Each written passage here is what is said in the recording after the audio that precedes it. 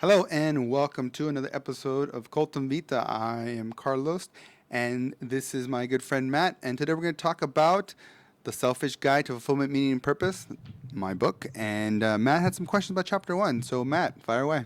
Yeah, looking at the quote that you have here, reflection is processing life, it gives sight. What exactly do you mean by that? I think that's probably one of my better quotes if I can. If I say so myself, and like reflection. I think a lot of people think it's this really convoluted thing, and it's not. It's really just taking inventories of being conscious of your life, and that's just processing it. Because you can live life and it just happens to you, or you can be conscious and you can realize what you're doing. But when you do that, it changes everything. I truly believe it's similar to like playing a sport in the dark. Like you're doing stuff, but you don't know if you're doing it well. It's the other way to imagine is like imagine a world where there are no reflections and no cameras. You don't know what you look like. You don't know what other people perceive you as. Yeah. So good luck trying to change yourself because you don't even know what you look like. And so when you have reflection, it gives you sight on yourself, and that changes the whole aspect because now you get to see the full picture, right? You're not just looking like the other way. I used to think about is you're in a painting, right? And you're in the painting, so you look around, you can see all the surroundings, but you don't know what the picture actually looks like its entirety until you step out of the painting and can look back, and that's the reflection. Yeah, yeah, yeah. Uh, but I think it changes everything because you can see, and the sight is, it's like seeing something and trying to unsee it. You can't unsee something. You know it's there. You know it exists. Even if you never knew there was outside. Once you see it, you can't put it back into the bottle. I actually had an experience like that when my dad died. Mm. It was really an eye opener for me. Up until that point, I felt like I was basically invincible and I was going to live forever. Don't we all? And You were young, I'm assuming. how old was I? That was about 10 years ago, so about 34. That's Yeah, young. still young. And his passing just really opened my eyes, and I was busy doing a job I didn't really enjoy, and that made me think like, hey, I don't want to continue doing this job that I don't enjoy forever because I could be gone tomorrow, and I don't want to like leave this earth doing something I don't want to do. So it really set me on a path to understand how to put myself in a situation where I wasn't forced to do a job that I didn't want to do, right? And so that led Who me does?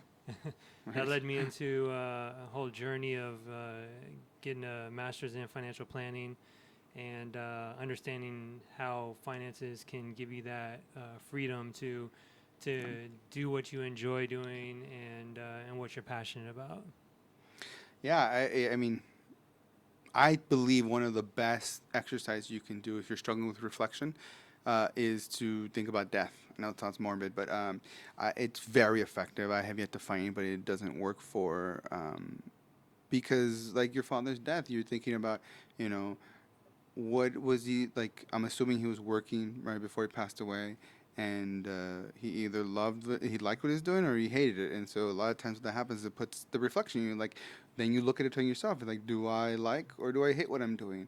And then realizing, hey, I could also die, you know, doing this when I die, and I want to be doing something I dislike, Yep. or and I don't want that, and so that's what makes you see. And again, good luck trying to unsee that. You can't unsee that. You're just like, yeah, I could die, and I don't want to die doing something I dislike. So you know you started getting your master, you started doing things so that you can put yourself on a path that you have the freedom to then choose to do what you want to do because you want to do it and not because you need to do it. Exactly. Exactly.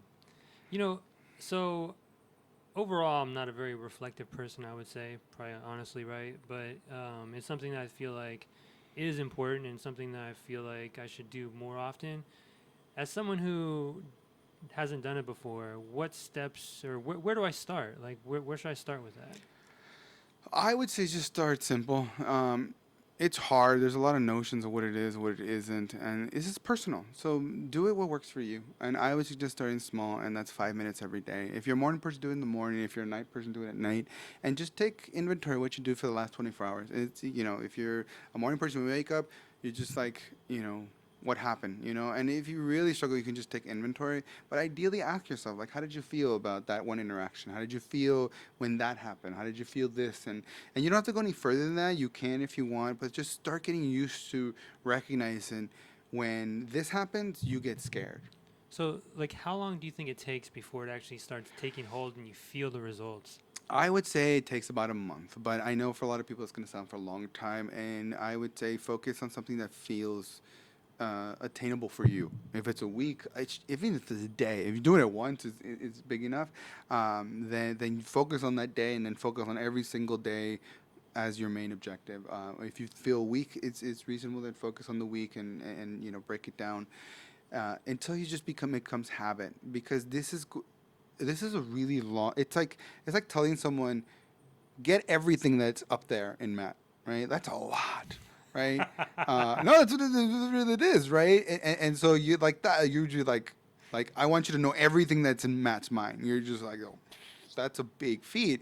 But if I tell you, by before you die, I want you to know everything in Matt's mind, then you're like, okay, like I could maybe do that. And the same thing, you probably won't ever know everything that's in your mind, but start little by little because the path is pretty much understanding, then it's acceptance, and then it's embracing. And that's what you want for yourself. But it starts with curiosity. You just have to be open to the idea of just looking for things. You're not trying to figure out what happened in the last day because it's right or wrong. You're just trying to do it because you're curious of what does Matt do when this happens.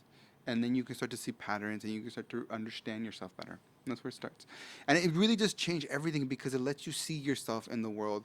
And even if you can't see yourself, I truly believe that you won't be able to make the choice for yourself in your life. And the choice being, either ignoring something, choosing to change yourself, or just stopping, that thing that you're doing. But if you can't see, you never get a choice because the world just pushes you along and you're Yeah. in the dark. And so you have no idea what's going on. Any other questions? No. All right. Well, thanks, Matt. And until next time, stay curious, stay open, and stay true to you. Thanks for listening. And please check out my book, The Selfish Guide to Fulfillment, Meaning, and Purpose, or my website, cultivita.com. And if you want more content, please like and follow. Thanks. Thanks.